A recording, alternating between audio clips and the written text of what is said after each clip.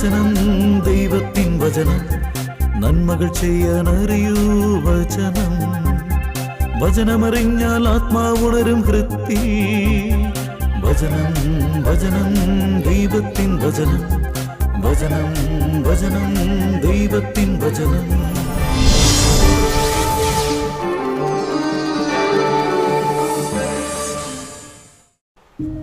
എടാ അത് വണ്ടി ചെറുതായിട്ടും തട്ടിയത്. ഞാനിപ്പോൾ അതേ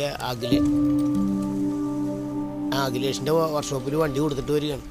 ആ ആ അതേടാ. ഓ ചേട്ടാ, ജോസഫേട്ടാ, എടാ ഞാൻ പിന്നെ വിളിക്കാട്ടെ നിന്നെ. ആ ആ എന്താ ചേട്ടാ എവിടെ പോയിരുന്നു? ഞാനാ ജോർജിനൊന്ന് കാണാൻ പോയതാ. ഏത്? ആ കൊച്ചൻ്റെ മോനാ, കല്ലൂക്കാരൻ? അതെ. നീ എവിടെ പോയതാ? ഞാനാ അഖിലേഷിൻ്റെ വർക്ക്ഷോപ്പ് വരെ പോയിരുന്ന. എന്തു പറ്റി? കാറിന് ചെറിയൊരു പണി കിട്ടിയേട്ടാ. അല്ല, ജോർജുമായിട്ട് ചേട്ടൻ എന്താ ഇടപാട്? അത് അവൻ കുറച്ച് കാശ് കടം വാങ്ങിയിരുന്നു, അതിൻ്റെ കാര്യം സംസാരിക്കാൻ വേണ്ടി പോയതാ. ചേട്ടനല്ലാതെ അവനുമായിട്ടൊക്കെ ഈ ഇടപാടിന് നിൽക്കുമോ? ഓ, ഞാനൊരു 3000 രൂപ അവൻ്റെ കയ്യിൽ നിന്ന് വാങ്ങിച്ചിട്ടേ എൻ്റെ വീട്ടിൽ വന്ന് വീട്ടുകാരെ നാട്ടുകാരെയൊക്കെ അറിയിച്ച് നാറ്റിച്ച് കളഞ്ഞില്ലേ. കാശ് ഞാൻ അപ്പം തന്നെ എടുത്തു കൊടുത്തു. ആഹാ, അവൻ അത്രക്കാരനാണോ? ശുദ്ധഗതിക്കാരൻ എന്തും വിശ്വസിക്കുന്നു, ബുദ്ധിമാൻ ലക്ഷ്യത്തിൽ തന്നെ ശ്രദ്ധ വയ്ക്കുന്നു. സുഭാഷിതങ്ങൾ 14-ാം അധ്യായം 15-ാം വാക്യം. പിന്നല്ലാതെ. എങ്കിൽ ഞാൻ ചെല്ലട്ടോടാ. അതെ ചേട്ടാ, കുറച്ച് കാശ് അഡ്ജസ്റ്റ് ചെയ്യാൻ പറ്റുമോ? 2000 രൂപ വർക്ക്ഷോപ്പിൽ കൊടുക്കാനേ.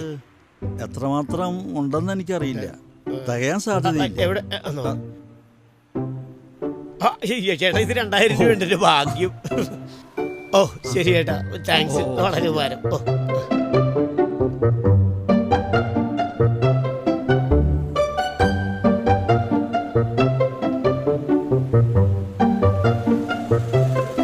എടാ അഖിലേഷേ, ഞാൻ ദേ ഇപ്പം അങ്ങോട്ട് വരൂടാ. ആ ശരിയടാ.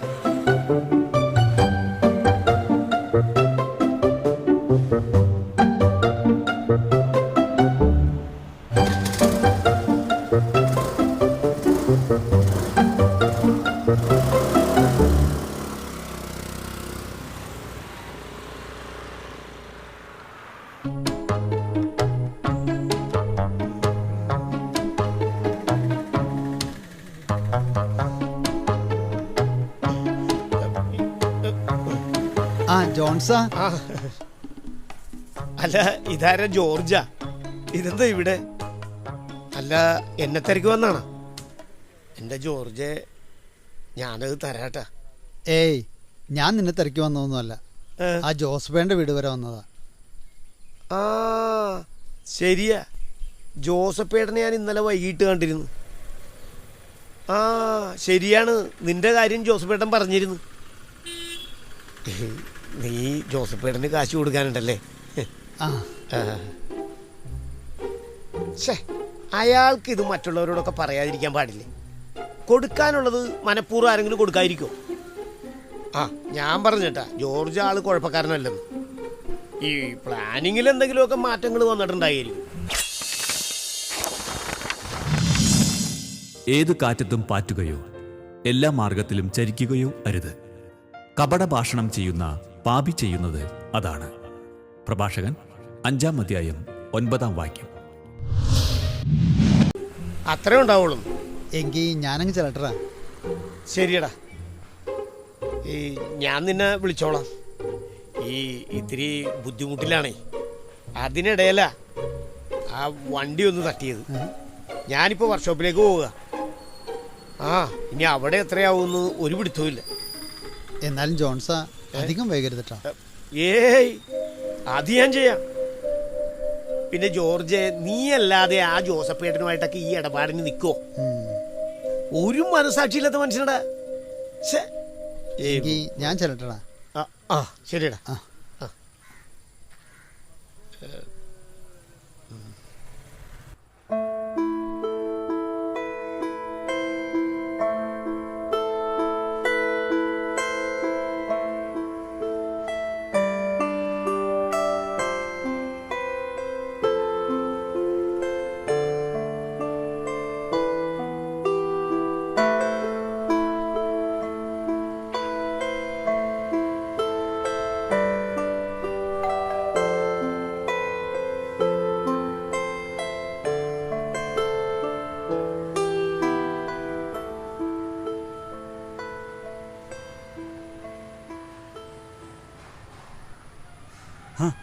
താനിവിടെ കൊണ്ടോടോ?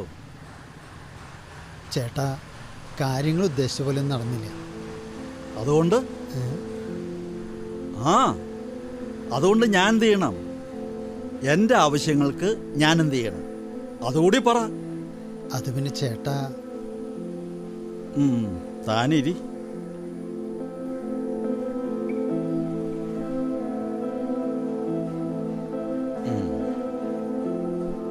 നിന്റെ അമ്മ ഹോസ്പിറ്റലിൽ കിടന്ന സമയത്തെ ഡിസ്ചാർജ് ചെയ്ത് വീട്ടിലേക്ക് വരാൻ പണമില്ലാതിരുന്ന സമയത്ത് ഞാൻ നിനക്ക് കടമായി തന്നതാ ഈ 25,000 രൂപ.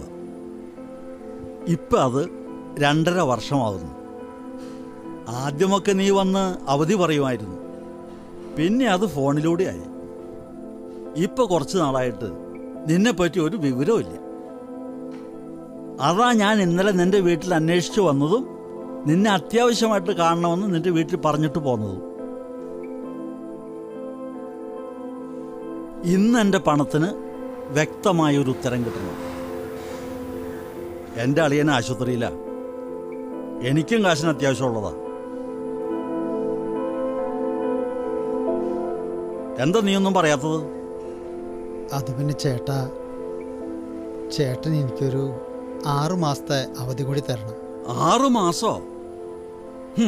6 മാസം പോയിട്ടേ 6 ദിവസത്തെ അവധി പോലും എനിക്ക് തരാൻ കഴിയില്ല.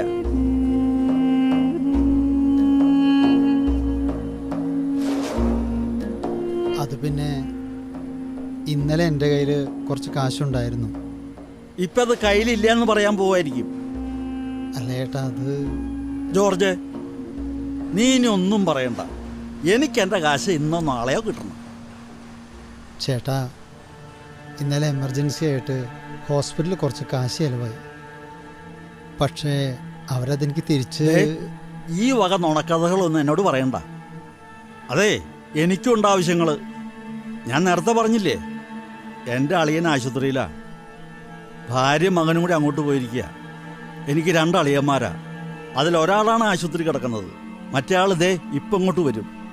എന്നിട്ട് വേണം ഞങ്ങൾക്ക് ഒരുമിച്ച് അങ്ങോട്ട് പോകാൻ.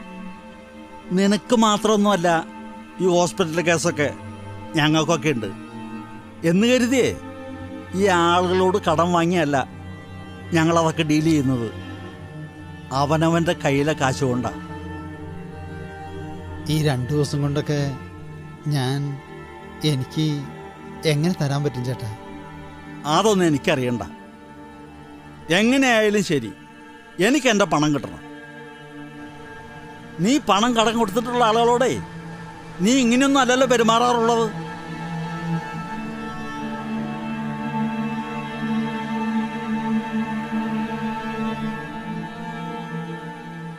എനിക്കത് കേട്ടപ്പോൾ മുതൽ എനിക്കങ്ങ് കൂടുതലൊന്നും ഞാൻ പറയുന്നില്ല. അന്വേഷിച്ചറിയാതെ കുറ്റം ആരോപിക്കരുത്. ആദ്യം ആലോചന, പിന്നെ ശാസനം. കേൾക്കുന്നതിന് മുമ്പ് മറുപടി പറയരുത്. പ്രഭാഷകൻ 11-ാം അധ്യായം 7-8 വാക്യങ്ങൾ. ചേട്ടൻ എന്നെ തെറ്റിദ്ധരിച്ചിരിക്കുകയാണ്. നീ ആ ജോൺസിന് 3000 രൂപ കടം കൊടുത്തിട്ടില്ലേ?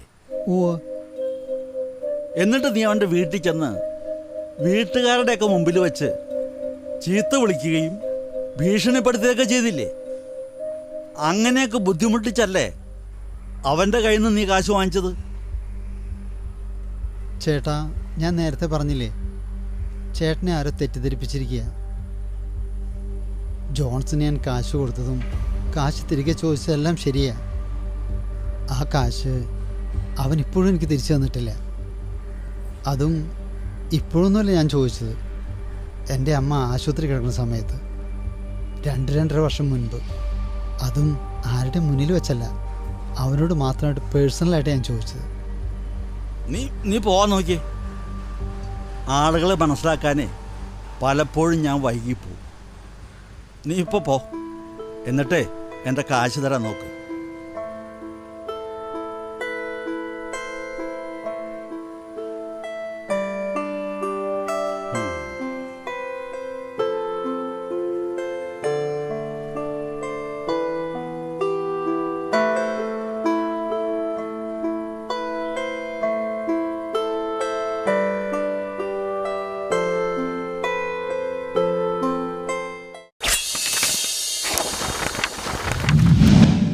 ദരിദ്രനും ധനികനുമാക്കുന്നത് കർത്താവാണ്. താഴ്ത്തുന്നതും ഉയർത്തുന്നതും അവിടുന്ന് തന്നെ. 1 സാമുവേൽ 2-ാം അധ്യായം 7-ാം വാക്യം.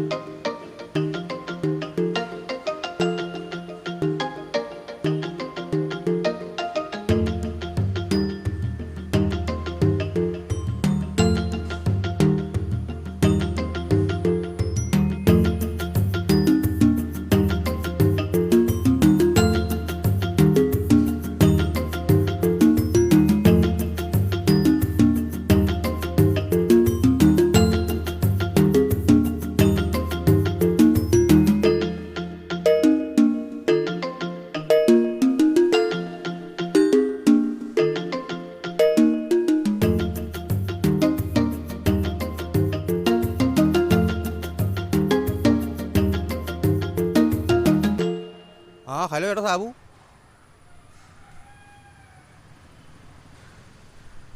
എടാ ഞാനവിടെ ഹോസ്പിറ്റലിൽ നിന്ന് പോന്നു. കുറച്ച് ഫണ്ടിൻ്റെ കാര്യം ഉണ്ടായിരുന്നേ. ഇപ്പോൾ അളിയൻ്റെ വീട്ടിലാണ്. എന്താടാ അറിഞ്ഞില്ല?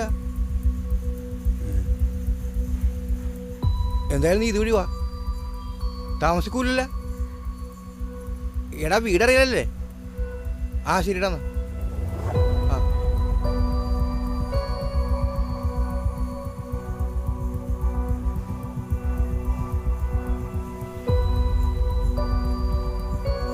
ആ പോവല്ലേ, അകത്തേക്ക് കയറണില്ല. അല്ലളിയാ, എൻ്റെ കൂട്ടുകാരൻ സാബു ആ ഇങ്ങോട്ട് വരുന്നുണ്ടെന്ന്. അതെന്തിനാ? സേവിച്ചൻ്റെ ആക്സിഡൻറ്റിൻ്റെ കാര്യം പറഞ്ഞേ അവൻ ഹോസ്പിറ്റലിൽ ചെന്നിരുന്നു. ഓ സേവിച്ചനുമായിട്ട് സംസാരിച്ചതിൽ നിന്ന് അവനിപ്പോൾ ഇടിച്ച കാറിനെ പറ്റി ചെറിയൊരു സംശയം. പക്ഷേ അവന് സേവിച്ചോണ്ട് പറഞ്ഞിട്ടില്ല. അതിനെപ്പറ്റി സംസാരിക്കാൻ അവനിപ്പോൾ എന്നെ വിളിച്ചത്. അല്ല, അയാളിപ്പോൾ ഹോസ്പിറ്റലല്ലേ? ഇല്ല, ഇപ്പം അവിടുന്ന് പോകുന്നു. അവൻ്റെ വീട്ടിലേക്ക് പോകുന്ന വഴിയേ ഇവിടെ കയറാന്നാ പറഞ്ഞ. ആ എന്നാ അയാൾ വരട്ടെ. ഏയ് തുറക്കണ്ടളിയാ, അവനിപ്പോൾ വരും. അല്ലടാ, അപ്പോ ഇവനെ സേവിച്ചിനെ ആരാ ഹോസ്പിറ്റലിൽ എത്തിച്ചത്? ജോർജെന്നോ ജോണെന്നോ മറ്റോ പറഞ്ഞു. ആ തിരക്കിനിടയിൽ ഞാനത് മറന്നുപോയി. ആളെ എനിക്ക് കണ്ടറിയാം. അയാളുടെ നമ്പർ ഞാൻ വാങ്ങിച്ചിട്ടുണ്ട്. ഈ തിരക്കൊക്കെ കഴിഞ്ഞിട്ടേ നമുക്ക് വിളിച്ചിട്ട് നേരിട്ട് ചെന്നൊന്ന് കാണണം. അത് വേണോളിയാ. അയാളില്ലാന്ന് വെച്ചെങ്കിലേ അവൻ ആ വഴിയിൽ തന്നെ കിടക്കേണ്ടി വന്നാനായിരുന്നു. പരിക്കൊത്തിരി ഉണ്ടോടാ? ഏയ്, കൈയും കാലും ഒക്കെ പൊട്ടിയിട്ടുണ്ട്. പിന്നെ തലയിൽ 3 സ്റ്റിച്ച് ഉണ്ടെന്നാ പറഞ്ഞത്. പക്ഷേ വീഴ്ചയിൽ അവൻ പേടിച്ചു പോയിട്ടുണ്ട്. വീണെടുത്തുനിന്ന് എഴുന്നേക്കാൻ പോലും പറ്റിയിരുന്നില്ലെന്നാ സേവിച്ചൻ പറഞ്ഞത്. ആ തൊട്ടു പിന്നാലെ വന്ന ആ നല്ല മനുഷ്യനാ. ഉടുത്തിരുന്ന മുണ്ടഴിച്ച് അയാളുടെ ശരീരത്തോട് ചേർത്ത് കെട്ടിയ അവനെ ആശുപത്രിയിൽ എത്തിച്ചെന്ന്. 10,000 നൂറ്റാണ്ടിയുടെ മരുന്നുമൊക്കെ പുള്ളിക്കാരനെ വാങ്ങിച്ചു കൊടുത്തെന്ന്. വെള്ളിയുടെ മാറ്റ് മൂശയിലൂടെയും സ്വർണത്തിൻ്റെ മാറ്റ് ചൂളയിലൂടെയും എന്ന പോലെ മനുഷ്യൻ്റെ മാറ്റ് അവന് ലഭിക്കുന്ന പ്രശംസയിലൂടെ നിർണയിക്കപ്പെടുന്നു. സുഭാഷിതങ്ങൾ 27-ാം അധ്യായം 21-ാം വാക്യം. ആ സാബു എത്തിയെന്നാ തോന്നണേട്ടാ. ആ സാബു, എടാ നിന്റെ വണ്ടി ഇരിക്കണോടത്ത് വെച്ചാൽ പോരെ എൻ്റെ വണ്ടി? ആ അതത്രേ പറ്റൂ. നീ അവിടെ എത്തിയാ? ആ ഞാനെത്തി. നിന്റെ വണ്ടിയുടെ അടുത്തുനിന്ന് ഞാൻ സംസാരിക്കണേ. എങ്കിൽ അവിടെ തന്നെ ഇല്ലേ, ഞങ്ങളങ്ങോട്ട് വരാം. ആ ശരിടാ. ആ ശരിയെന്നാ. എങ്കിൽ നമുക്ക് ഇറങ്ങാളിയാ. ഓ ആ എന്നാ പൂട്ടിക്കോ, അയാൾ കടവാടത്തെത്തിന്നു. ആ വാ.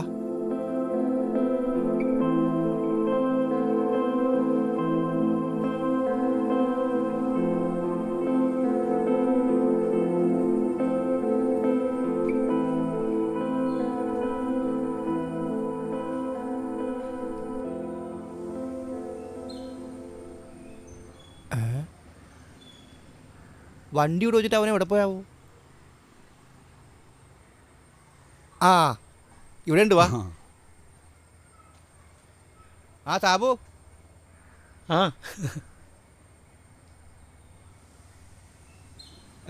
ആ എടാ, ഇതെൻ്റെ ഒരു സംശയം മാത്രമാണ്. ഞാൻ നിൻ്റെ അനിയൻ സേവിച്ചനുമായിട്ട് സംസാരിച്ചേ.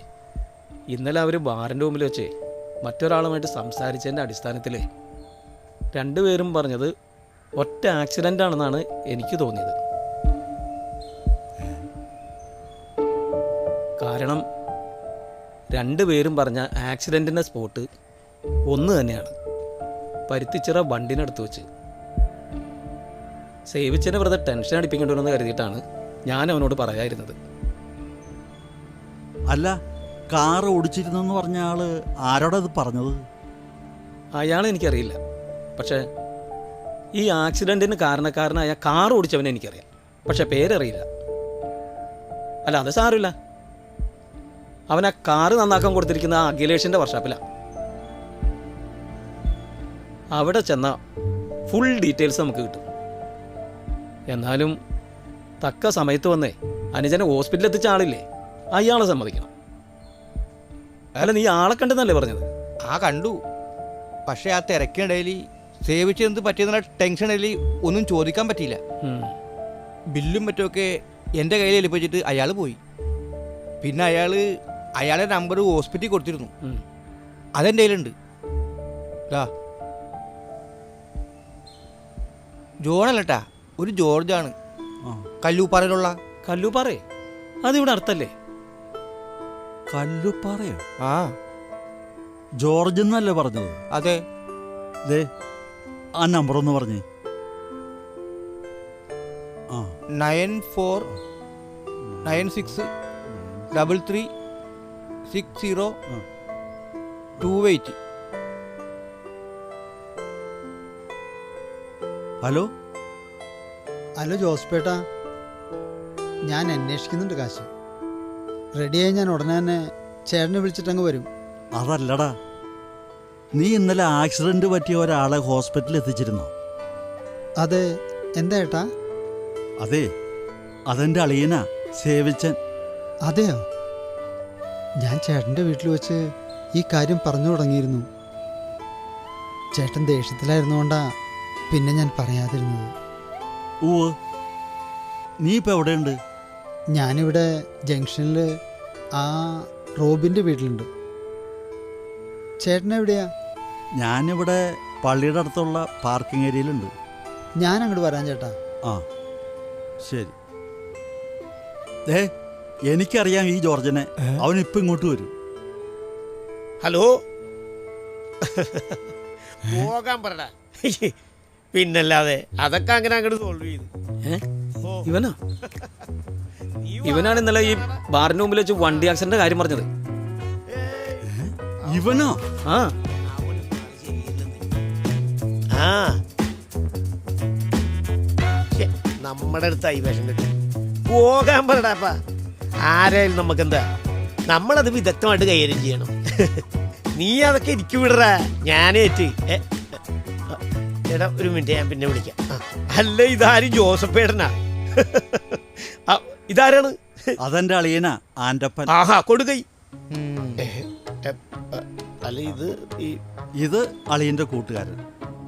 ആ അളിയ, ദേ കേക്കണ ഈ ജോസഫേട്ടന്റെ കാര്യം. അതായത് ജോർജ് എന്ന് പറയുന്ന ഒരു ഫ്രോഡിന് വേണ്ടിയിട്ട് കുറച്ച് കാശ് ജോസഫേട്ടൻ കൊടുത്ത് ഇതുവരെ അവൻ തിരിച്ചു കൊടുത്തിട്ടില്ല. അത് മേടിച്ചെടുക്കാൻ ചില ഐഡിയാസ് ഞാൻ പറഞ്ഞു കൊടുത്തിട്ടുണ്ട്. ഇപ്പൊ എന്താ ചേട്ടാ, അവൻ ഇന്ന് വന്നിട്ടുണ്ടായില്ല, കിട്ടിയാ? ആ ജോർജ്, ജോർജ്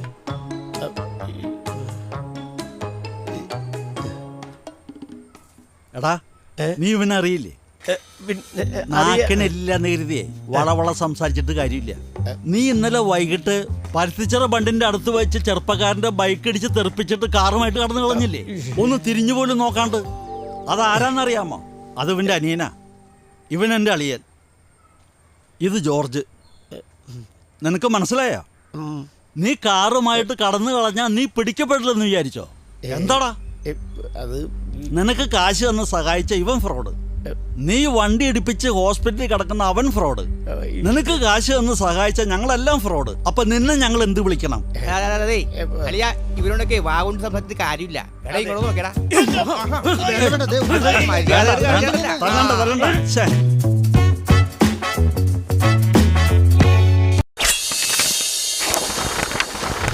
കർത്താവ് പരദേശികളെ പരിപാലിക്കുന്നു, വിധവകളെയും അനാഥരെയും സംരക്ഷിക്കുന്നു. എന്നാൽ ദുഷ്ടരുടെ വഴി അവിടുന്ന് നാശത്തിലെത്തിക്കുന്നു. സങ്കീർത്തനങ്ങൾ 146 അധ്യായം 9 വാക്യം. നിങ്ങളുടെ വിലയേറിയ അഭിപ്രായങ്ങളും നിർദ്ദേശങ്ങളും ഞങ്ങളെ അറിയിക്കുക. ദി പ്രൊഡ്യൂസർ, വചനം പറയുന്നത്, divine vision, divine retreat centre, Muringoor PO, Chalakudy 680309. Phone 8891952600. Email വചനം പറയുന്നത് @gmail.com.